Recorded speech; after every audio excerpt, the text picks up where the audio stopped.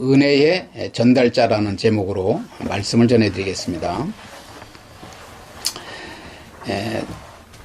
축복의 통로가 되는 부모가 먼저 돼야 돼요. 우리는 은혜의 전달자가 돼야 되는데, 내가 먼저 하나님의 말씀을 올바로 알고, 그리고 그 말씀을 전달하면서 축복의 전달자가 돼야 된다는 거죠. 부모는 하나님으로부터 자녀를 양육할 권위와 책임을 위임받은 존재라는 거예요.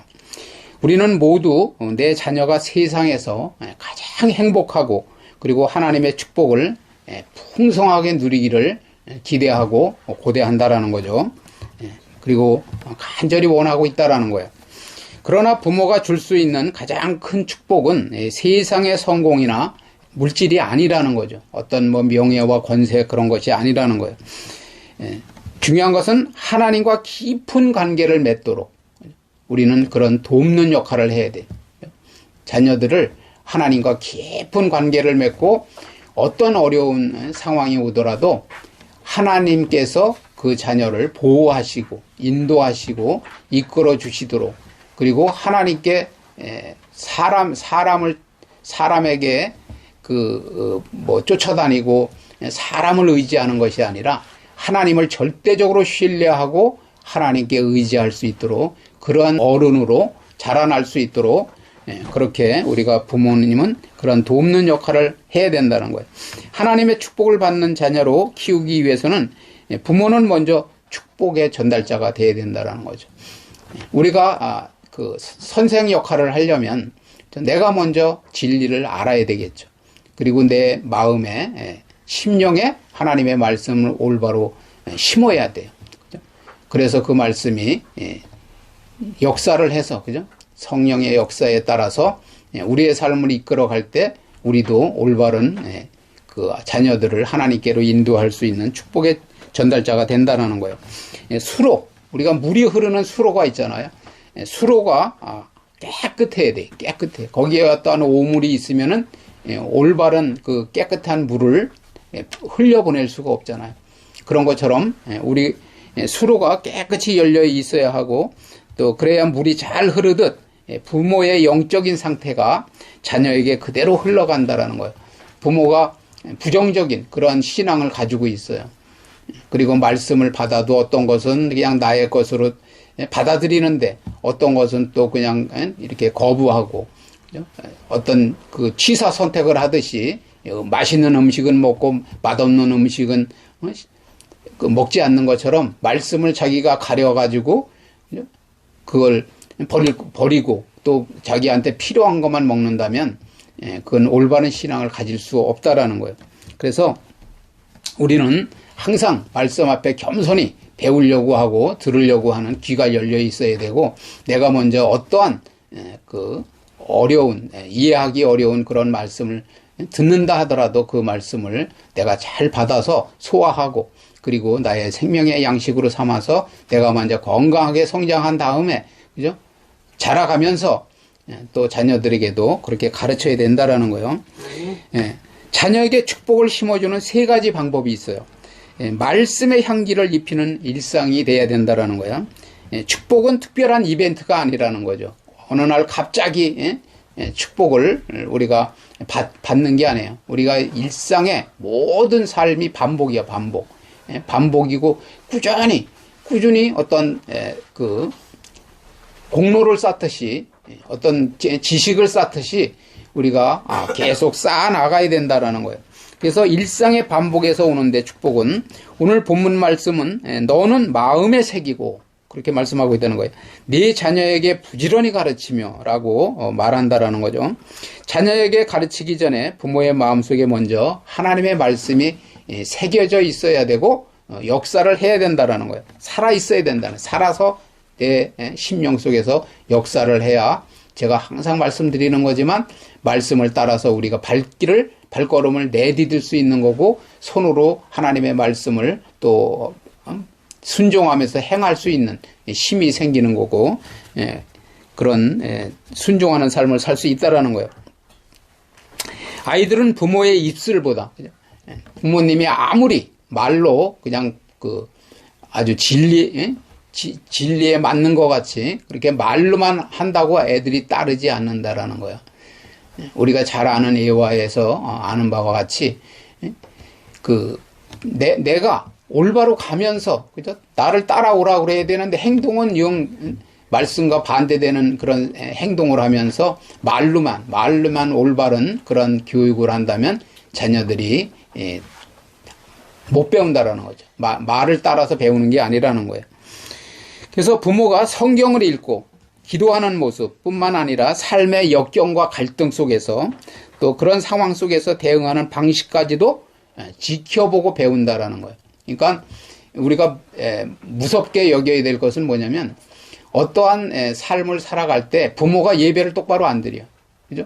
그리고 하나님의 말씀을 나의 모든 삶의 그 목적으로 삼질 않아. 주인으로 삼질 않는다.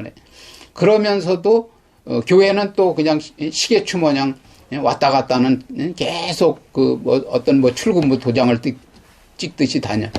그러면서 자녀에게는 너는 하나님의 말씀을 지키고 말씀에 순종하고 어떠한 상황이 닥치더라도 말씀대로 살아라. 그렇게 한다고 해서 자녀가 그렇게 살지 않는다라는 거예요.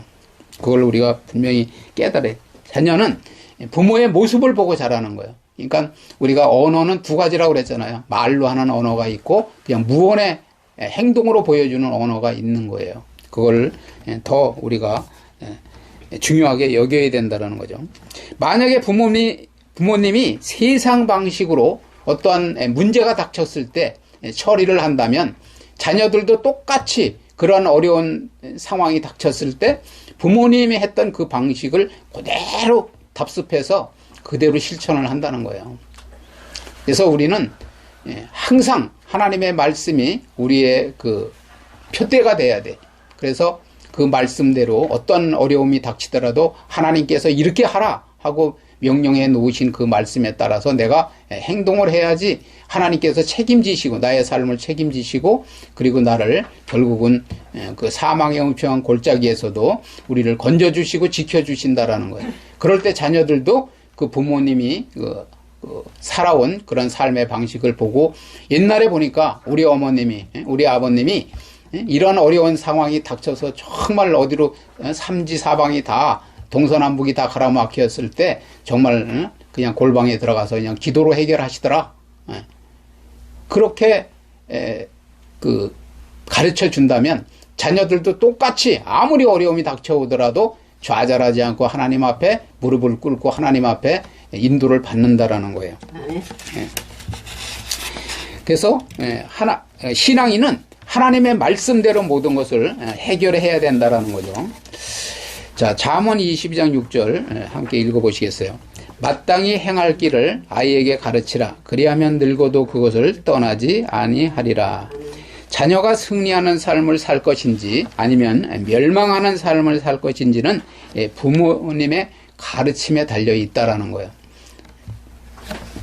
부모가 어릴 때부터 올바른 가치관과 신앙의 길을 얼마나 지속적으로 가르쳐야 돼.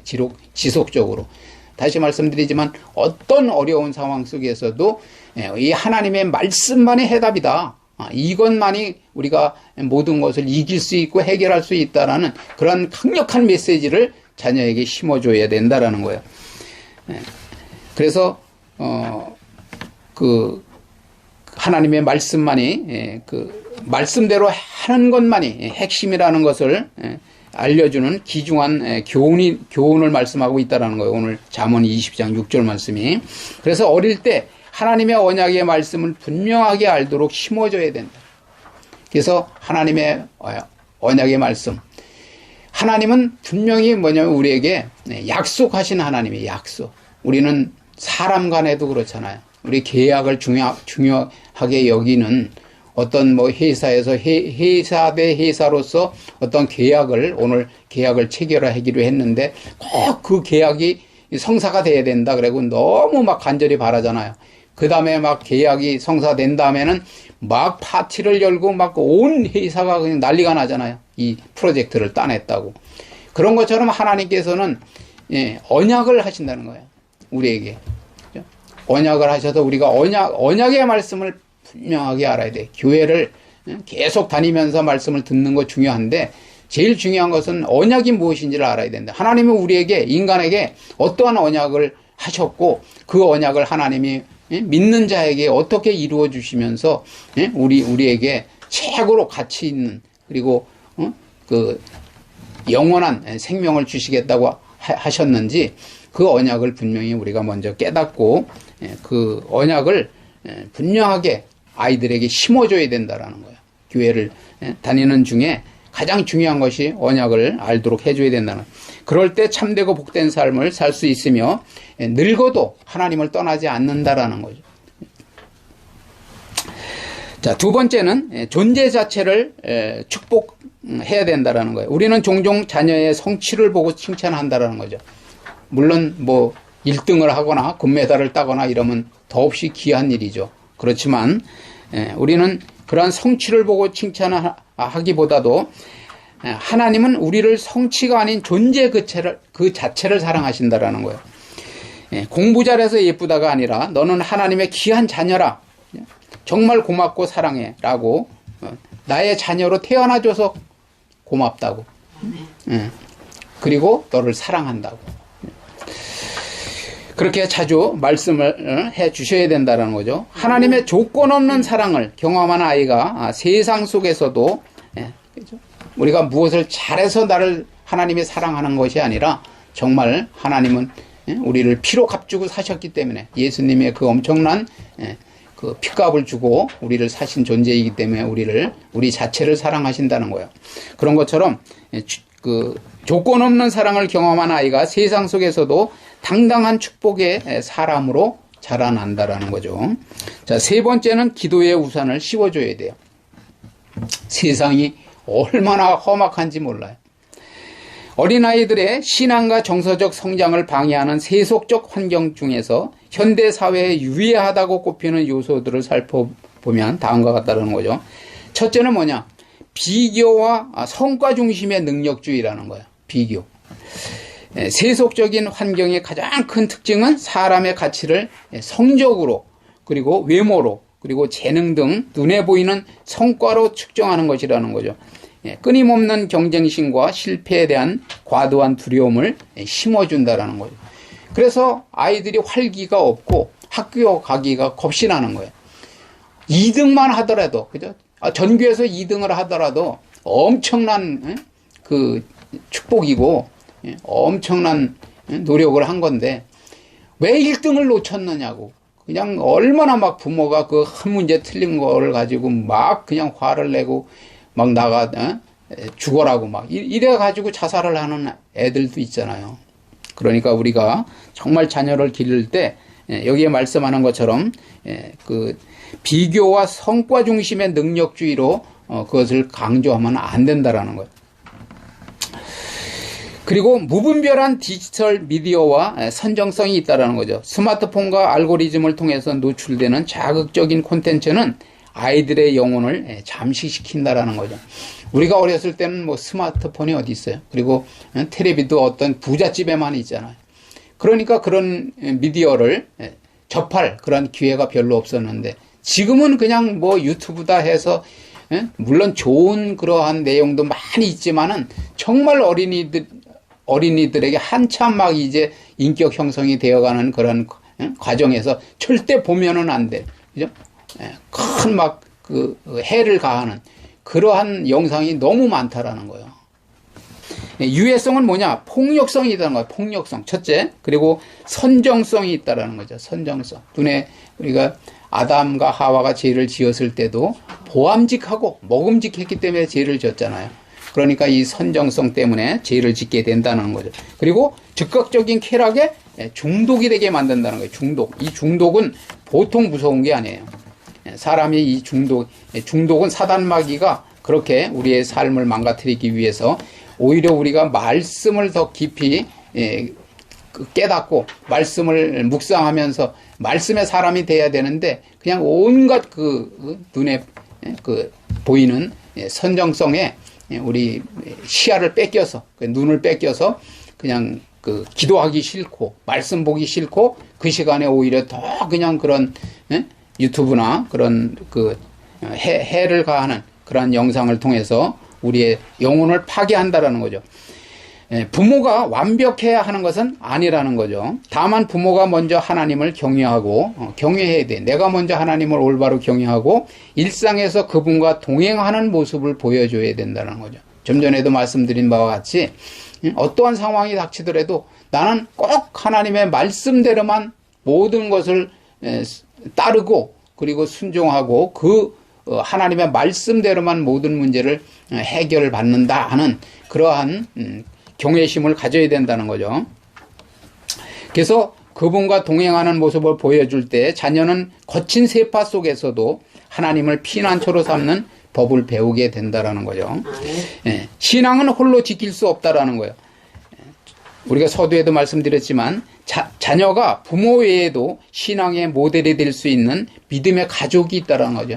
교회가 기중한 것은 교회 안에서 모든 영적인 그런 탱크 역할을 하면서 거기에서 많은 믿음의 가족이 있고 선배가 있고 또 친구가 있고 그죠? 그래서 신앙의 모델이 되는 거예요. 모델. 그래서 선배, 친구들과 연결될 수 있는 교회 공동체가 필요하다는 거예요. 그래서 교회는 축복의 장소라는 거죠. 한 아이를 키우려면 온 마을이 필요하다라는 말처럼 아이의 신앙은 영적 가족 안에서 다양하고 조화롭게 그리고 성장을 한다는 거죠. 결론을 말씀드리면 부모는 하나님으로부터 자녀를 양육할 권위와 책임을 위임받은 존재이며 자녀는 하나님이 우리에게 잠시 맡겨주신 하나님의 선물이라는 거예요. 선물. 그래서 우리가 자녀를 소유하려 하지 말고 하나님의 뜻대로 자라도록 돕는 청지기. 내 것이 아니에요. 하나님 거야. 하나님 거 자녀는. 그렇기 때문에 소유하려고 하지 말고 돕는 청지기 역할을 잘 감당해야 된다는 거예요. 두 번째는 축복받는 자녀로 키우기 위해서 부모가 먼저 말씀을 가슴에 새겨야 된다는 거죠. 우리의 심령에 새겨야 돼요. 그리고 축복의 전달자가 되어야 한다는 거죠. 세 번째는 세속의 가치관이 쏟아지는 세상 속에서 자녀를 지키는 가장 강력한 무기는 기도라는 거예요. 기도. 그리고 가정 예배, 그리고 식탁의 교제. 식탁에서 식사를 하면서 오늘 어떤 일이 있었는지, 또 고민은 무엇인지, 그리고 가장 관심사는 무엇인지, 그런 것을 우리가 잘 교제를 나누면서 하나님을 깊이 알아가도록 해야 된다라는 거죠. 여러분, 오늘 자녀의 손을 잡고 너는 하나님의 축복을 담는 그릇이랴. 너를 통해서 하나님이 이 세상을 축복하실 거야. 하나님의 말씀에 뿌리 내린 자녀는 절대 흔들리지 않는다라는 거죠. 우리 모두 자녀의 삶에 하나님의 축복을 끊임없이 흘려보내는 거룩하고 복된 삶으로 승리하는 저와 여러분 되시기를 주님의 이름으로 축원을 드립니다.